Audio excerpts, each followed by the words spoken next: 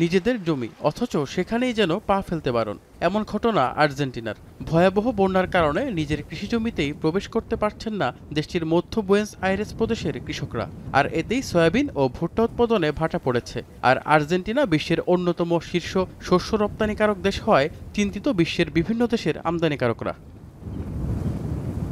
স্থানীয় কৃষক আলেজান্দ্রো ভেলান প্রতি বছর নভেম্বরের মাঝামাঝি সময়ে শস্য রোপণ করে থাকেন। তবে এবছর বন্যার কারণে এখনও ফসলের জমিতে প্রবেশ করতে পারেননি। মধ্য বুয়েন্স আইরেসের একটি এলাকা প্লাবিত হওয়ায় জমির প্রবেশপথে আটকা পড়তে হয়েছে তাকে। Acá tenemos el área afectada más o menos entre un 60 y un 70%. En esta zona hay zonas que tienen entre el 50% al 60% y otras zonas que tienen un poquito menos, ¿no? Argentina বিশ্বের বৃহত্তম কৃষিপণ্য রপ্তানিকারক। বিশেষ করে soybean তেল ও ভুট্টা রপ্তানিতে বেশ শক্ত অবস্থান রয়েছে দেশটির। বুয়েন্স আইরেস গ্রেন এক্সচেঞ্জের তথ্য অনুযায়ী চলতি মৌসুমে 48.5 মিলিয়ন মেট্রিক টন সয়াবিন ও 58 মিলিয়ন মেট্রিক টন ভুট্টার উৎপাদনের লক্ষ্যমাত্রা নির্ধারণ করা হয়েছে। গ্রামীণ উৎপাদকদের সংগঠন কারবাব বলছে, গেল 4 মাসে বৃষ্টিপাত স্বাভাবিকের চেয়ে অনেক বেশি হওয়ায় বুয়েন্স আইরেসের মধ্য ও পশ্চিমাঞ্চলে প্রায় 1.5 মিলিয়ন হেক্টর কৃষিজমি নষ্ট হওয়ার উচ্চ ঝুঁকিতে রয়েছে।